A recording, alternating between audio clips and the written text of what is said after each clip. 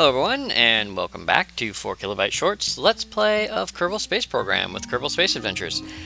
Well, we got our base down on Duna. That was wonderful. It's not really a base so much as a refueling depot for Kerbals. It's just the way that we work.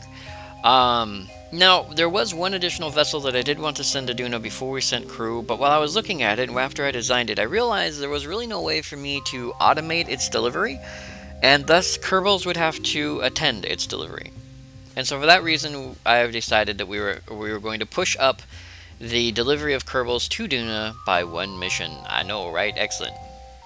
So let's go ahead and take a look at the ship that we have here.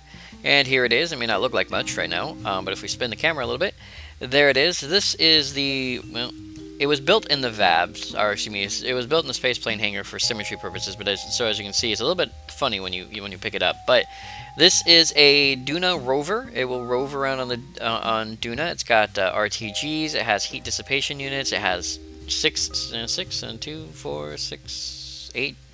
10 parachutes on it, which will hopefully be enough to slow its descent without tearing it apart. Eek. There will be 3 Kerbals. It can carry 5, but there will be 3 Kerbals that will go with it. Now, if you take a look really quick at the TAC life support, as you can see, with 1 crew member, it has 1,925 days of everything. And then with 5 crew members, it has 385 days of everything.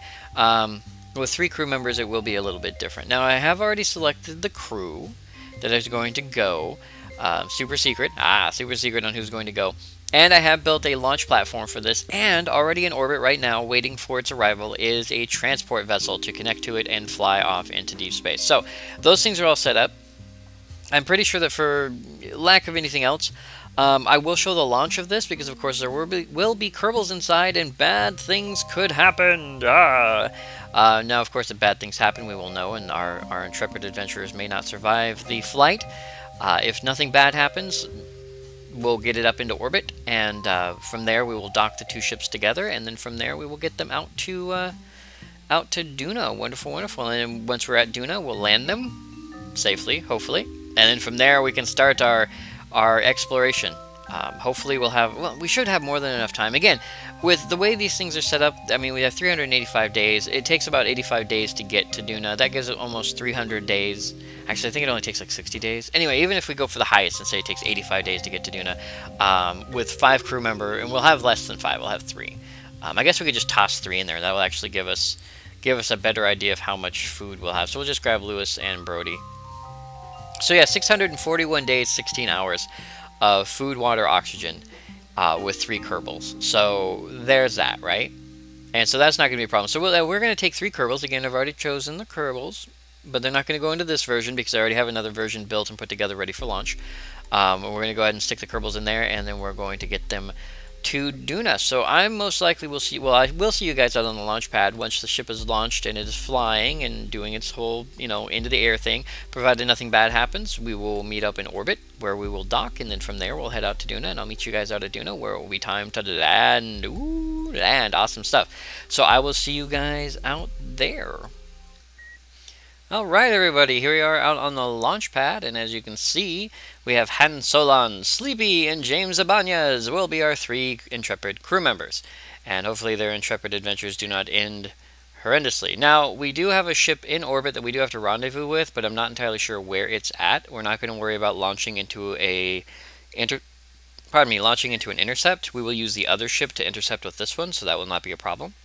Our current rendezvous with Duna is very close, but we do have enough time to get up there and do our thing, so that shouldn't be a problem.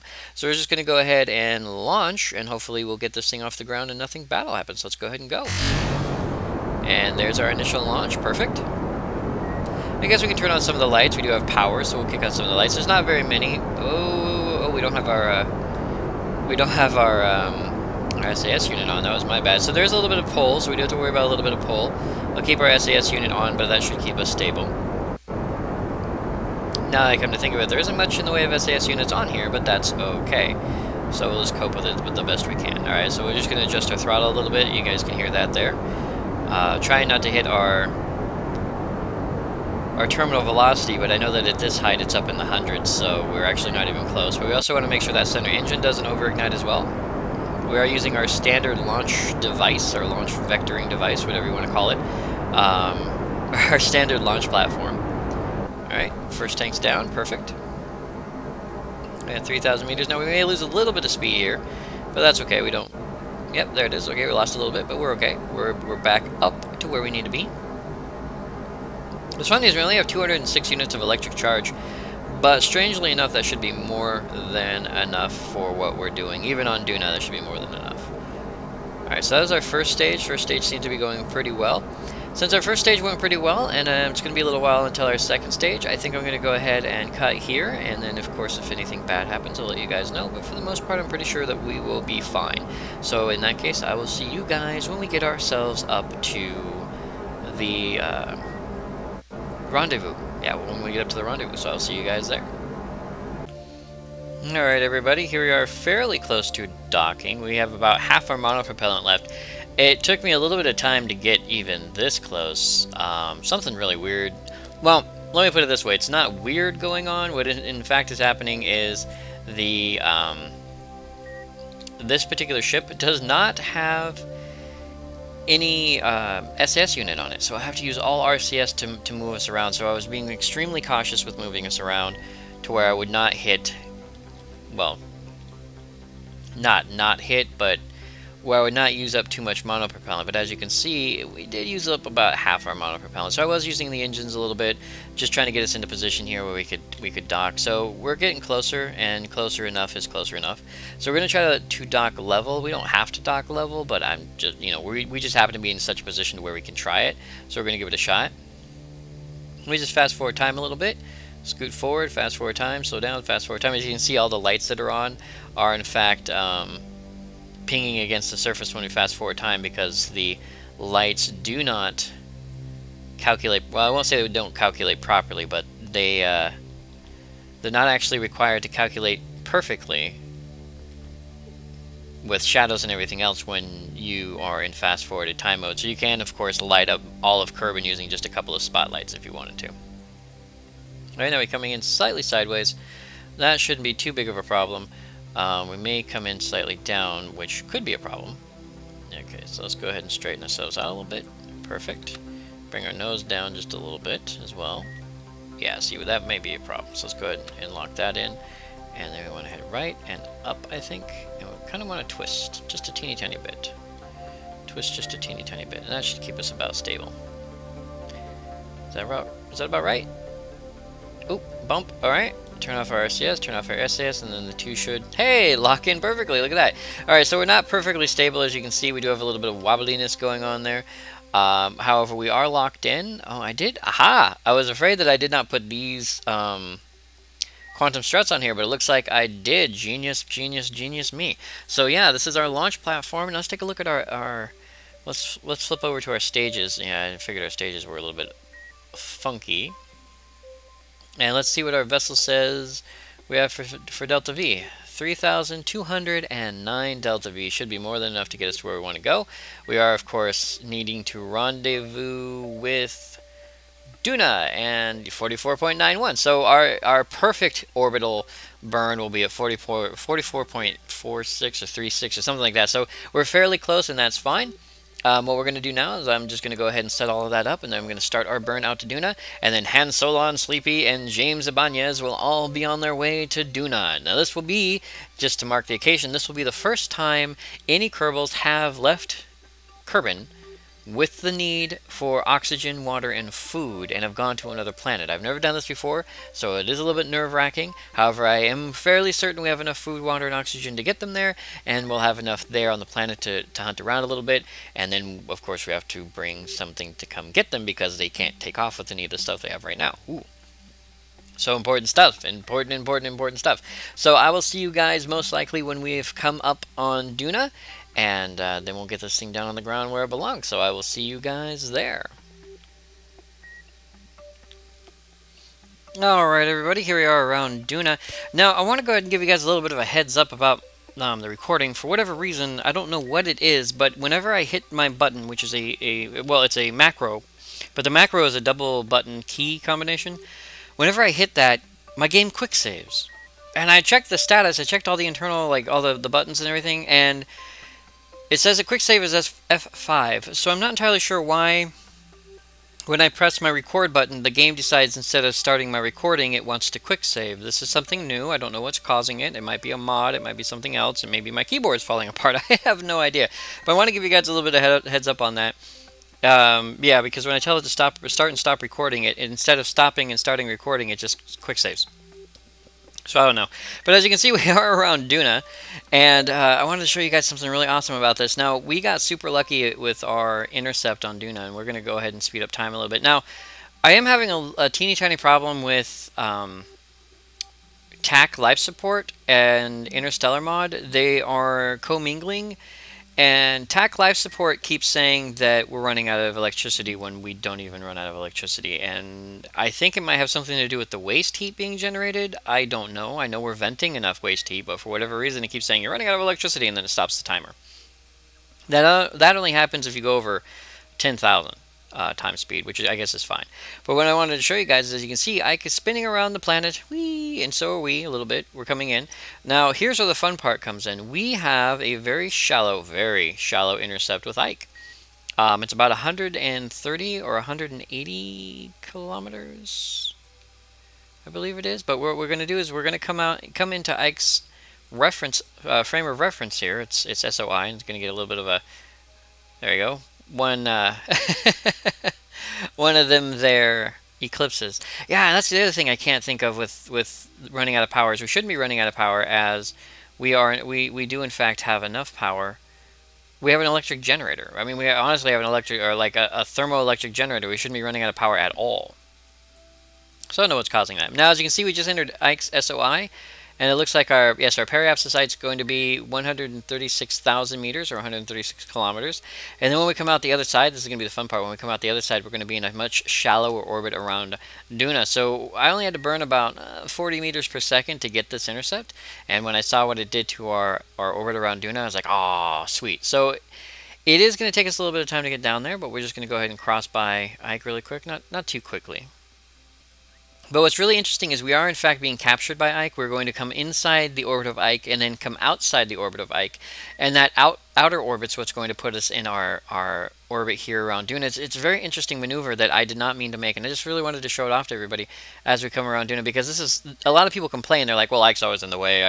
Ike's always blocking your ability to get to Duna. When in fact, from time to time, if you do it properly, you can get an intercept with Ike which will assist you in getting closer to Duna rather than further away from it. So we're going to come all the way around Ike, as you can see, and we're going to be flung out the other side. But as it slows us down, as you can see, it's slowing down our orbit.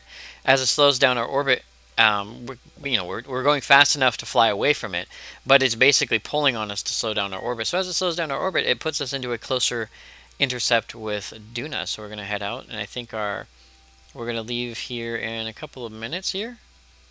Time to periapsis is 9. Okay, so time to apoapsis. Yeah, time to apoapsis. So let's go ahead and fast forward again. So there's Ike, and then we're leaving Ike. Bye, Ike. And Ike should just leave us. Now we're going to... There we go. Now if you take a look right there. There it is. Our periapsis height around Duna is 490 kilometers, and our apoapsis is 2.7 million. But that was actually from an initial burn. I believe if you saw up there at the top earlier, you can probably rewind and check it. I didn't bother to check it. But it was up there around 20 or 30 million. I think I was out about 20 million is where I was initially. Maybe a little bit less than 20 million. So to go from 20 million to 2 million by 490,000 with a teeny tiny burn around Ike like that, just a 40 meter per second burn and then a micro intercept with Ike is just so awesome. So awesome. Gravity mechanics. Wonderful gravity mechanics. Now, because it's going to be tedious doing the rest of this, of course, I am going to take us into Duna, and we're going to get down probably the same distance we were before, 50, 60 kilometers above the surface, and then, of course, we're going to try to land our little pod here, our racer, our driving thing. Now, because it is on wheels, we don't have to worry so much about where we land. We do want to kind of land close to the refuel station if we can, but you know what? If we can land somewhere even more fun, we'll try to do that. But we are going to try to land in a ravine or someplace similar so that we can come in low towards the surface and get those parachutes open. I have them to open at 1,000 meters rather than 500, so I'm hoping that will help. Unknown. I'm still hoping it doesn't tear the ship apart. If it does, we have a bigger problem than we'd like to admit. Yeah, so hopefully that'll be fine. So yeah, I'll see you guys when we're about ready to drop down onto Duna's surface. Super exciting times. So I'll see you guys there. And again, it quick saves. Alright everybody, here we are, still having that save problem. It's really starting to annoy me because that's something brand new. Something brand new, I really wish I could fix it. Don't know what's causing it. But that's okay. We are here, we are ready to go. We're going to go ahead and decouple. And we need to do that from one side or the other. Undock, there it is. Boom. Perfectly done. Now we did lose our burn. Did we? Oh no, we didn't lose our burn marker. Excellent, we didn't lose our burn marker. Now, our burn marker is not perfect, and I say that because it is set up specifically. Okay. I don't know if I should activate this separately or. We're going to move this up here. We're going to open these just so I have a bit of a buffer because I'm thinking there's a bug here. Let's go ahead and hit space. Oh, Alt L. There we go. It's showing this engine, but it shouldn't be. That's fine. Alright, I want to close that, close that, close that. Perfect. Alright. Now we lost our burn is coming up in a minute, 55 seconds. It's going to be a 30-second burn with the engines we have on hand. I don't know if that's entirely true, but that's okay. And as you can see, we are passing over the ravine, well, near the ravine. Ooh, don't want to break off that panel there. Near the ravine, that would be the ravine right there that we're looking at. And then this is the area we were going to land at. Now, I did overshoot a little bit with our burn node. Hopefully the air resistance will slow us down. Our vessel currently has 616 meters per second of delta V. I hope that'll be enough. If it's not, we'll find out the hard way. We do, of course, have RTGs, so we don't have to worry too much about electricity. We do, of course, also have solar panels, just in case. And what we're going to do is we're just going to let everything... I keep flipping this thing around, like I'm trying to be all calm and collected and wait for the burn, but at the same time I'm being all not calm and collected. Alright, we're coming up on 30 seconds. And once we reach about 15 seconds, we will begin our burn, and there it is. So let's go ahead and do our burn. And there it goes. Now there's our landing, there's our requested landing coordinates, or at least there's our base. Now that, of course, is 93 kilometers below us. We have just exited our orbit, which is fine. We're not losing control because, of course, we have local control, and we love local control. I guess I can just throttle up to maximum. If nothing else. It looks like the burn might take a little bit longer than I initially expected. That's not a good thing. But that's okay, we'll figure that out here in a minute. Oop, lost audio in one ear, there you go. It does that sometimes. I don't know why KSP does that sometimes, but from time to time you'll lose audio on one side or the other. Depending.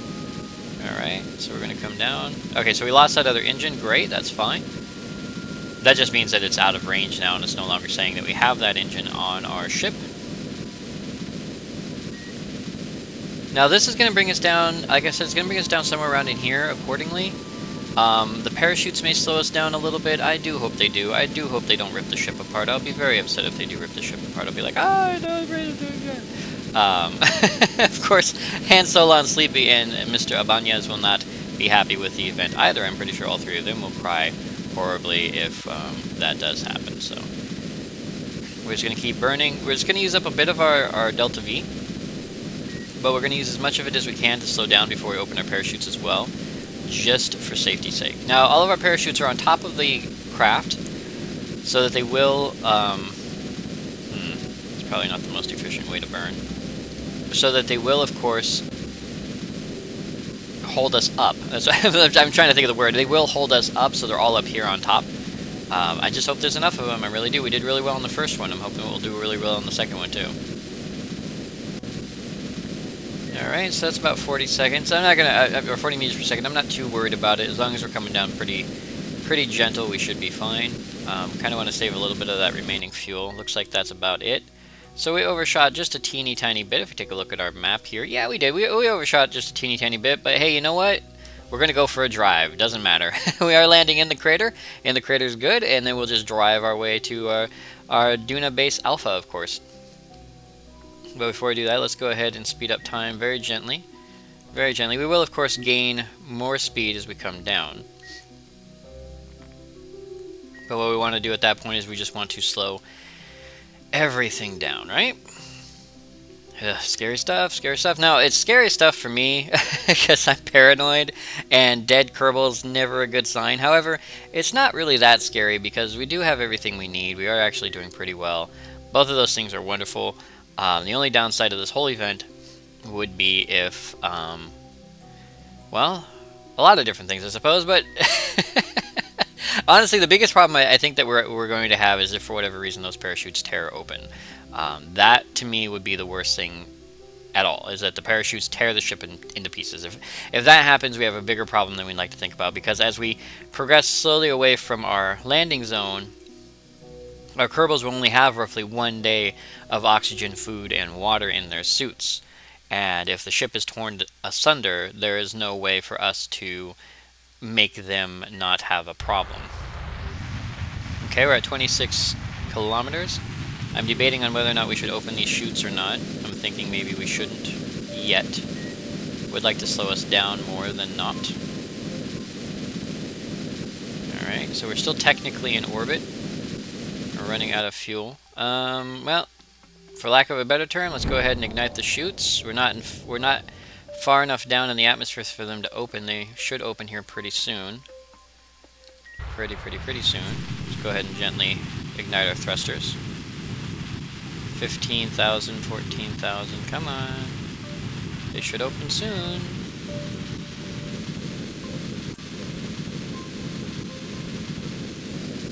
Please open. Anytime. Anytime. Okay, that's gone. Oh, perfect timing. Okay, now here we go. We need to find out whether or not this is going to work for us. It may not. This may actually rip the ship completely to pieces. 400, 300... Come on. Less than 300. Less than 300. Probably not going to work. Eek. Oh!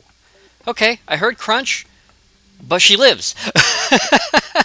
There was a crunch, but she lived. I think we hit a maximum of about probably over 15 Gs, maybe even up towards 16 Gs.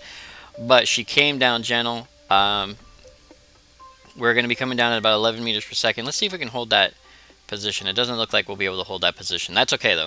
That is okay, though, because she came down in one piece, ladies and gentlemen. That was probably only a couple meters more per second, and she would have torn herself completely apart, and that would have been a very bad time of it. So come on, 10 meters per... Yeah, 10 meters per second, we should be fine. Worst comes to worst, we may break a wheel. We may break a wheel. Of course, worst comes to worst, we may hit the ground and everything falls apart then, but I'm hoping that's not the way it's going to go. I really am hoping that it's going to go nice and gentle. And let's see how our power does if we... Okay, the SAS is doing okay for us if we hold our... Yeah, okay, yeah, we have enough electric charge, at least with the sun up. I don't know if we'll have enough electric charge when the sun's down, but with the sun directly above our head or near it, we have a lot of electric charge to work with. Our heat, waste heat is... Actually, our waste heat's going down because we're now in atmosphere, and the atmosphere is helping to burn off some of that waste heat. So we're coming down to about 9.9 meters per second. 9.8. We're going to hit the ground at about 10 meters per second. And we broke 2 of the wheels, and we're on our top. Okay, keep it rolling, keep it rolling. Oh, no. Come on. Anything but that. Anything but that. Anything but a bounce. Oh, I could have lived with anything else but a bounce. Come on. Alright, so we might be able to roll it over, maybe? Okay, so we have a... we broke all but one of the wheels, but that's okay. We're fine with that, only because we just need to roll it over. And I think the best way to roll it over is to do... You know, I didn't even think about that. I didn't even think about the rollover problem. Let's see... Sleepy, you're in front, right? Sleepy, can you EVA, buddy? Okay, so Sleepy's going to be the first person down on... Why is electric... See, it keeps telling me the electric charge is running... Why is his electric charge gone? Get back in, Sleepy. What is up with that? Okay, so apparently it took out his electric charge, even though his electric charge is fine? I have no idea why it's doing... Okay, we may have some problems if their electric charge isn't being charged fully before they get out. That's a little upsetting. How much electric charge is in here? None? Can Han Solon get out and have his electric charge be okay? His electric charge is at 1.66 as well. What is up with that? I don't understand why that is. That's really weird. I don't think there's anything they can do. Alright, so so right now we have a stable base of sorts here on the surface of Duna. Not really a stable base, but I'm going to try to get us rolled over. But I have to kind of do that a little bit off camera. We're going to be sitting here for a long time waiting for me to try to get this thing rolled over. I think we can do it. It's just going to take me a little bit to figure out the right angle. So give me a minute and then we'll get on the road again and get to our base, which is over... we came in backwards, so I think it's over that way. We'll figure it out once we have a chance to figure it out. And yeah, I'll see you guys once I get the rover flipped over. Rover over. Yeah, you know what I mean. Alright everybody, it took a little bit of time, a little bit of wobbling. I had to get Sleepy out and move a couple of the parachutes. They broke off unfortunately and exploded. But we're not going to need them where we're going anywhere. What is that? Where we're going, we don't need parachutes. If we take a look inside, I didn't even think about this, but if we take an IVA inside and we take a look out, the world looks a lot different from in here than it does from out there, I guess. Didn't even think about that, but I guess if nothing else, they can sit on that side of the ship, on Ibanez's side of the ship, and that way their backs are to the ground rather than flying through space. But you know, if nothing else, one day maybe we'll have a ship design where he's just so wigging out. We'll have a ship design where you can pull off things like that, or where everything tilts internally, or is tilted internally for rovers. I don't know. But for now, we're just going to have to cope with this. So let's go ahead and kick on some lights. Now, again, we were having some trouble. I was still having some trouble. I'm still having some trouble with it telling me that the electric charge is depleted. I don't know why that is. We're going to lock the steering on these back two wheels, though. That was one thing that I was having some trouble with before when I was testing the rover, is it does have a tendency to wobble a little bit. So let's go ahead and unbrake ourselves, and then we will go very gently. It's probably going to take a little while, but yeah, see, so we have enough electric charge just fine, but for whatever reason, if you try to do too much too fast, like, it tells you that you're running out of electric charge when really you're not. I don't know why that is. Alright, so we do have to head east, and east is 61 kilometers away. 61 kilometers away, at least, to get to our reload place where we recharge our ship. Now, we may not even have to. I mean, we have 534 days of food, water, oxygen left. That's more than enough to fiddle around on Duna for a while, I should think. But I did want to show you guys that we did get down on the ground. We did get here onto the ship. We are doing everything just fine, and we're actually rolling downhill right now, so we just have to be a little bit cautious. Okay, so she's a little... and I'm going to roll her over again.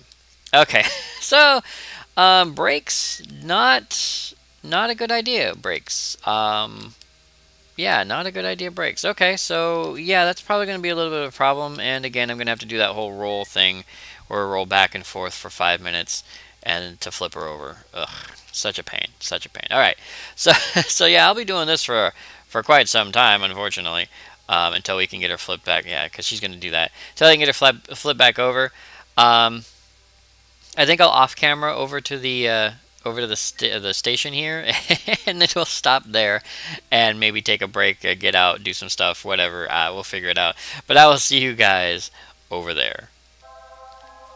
Alright everybody, as you can see, we are not at a station. We are about 52.7 kilometers away. We don't... The vehicle runs just fine. It actually runs really, really excellent. The only problem is that if it gets going too fast, I can't turn. To slow down, I do have to slow down very gently. Not using the brakes, I actually have to backpedal the engine a little bit over time, and then that gets to slow down, and I can pause and save. But it is going to take us a little while to get over there, because we can only travel about 10 meters per second safely, and that of course takes 10 seconds for every 100 meters, and so on and so forth, and yada yada. So because of that, it's going to take a little while longer to go over there than I had originally anticipated. So we are going to pause here. I will get over there off camera, and then we'll go ahead and load up, and we'll go on to our final destination, absolutely. But we're going to have to do that next episode, and then maybe from that we'll do a huge road trip to all the different places, depending on how much time it takes and things like that. But for now, we're going to go ahead and pause here. So for Han Solon, Sleepy, and James Ibanez, and myself, we'd like to thank you all very much for joining me, 4KB Short, on this Let's Play of Kerbal Space Program, Kerbal Space Adventures, and I will see you guys next video.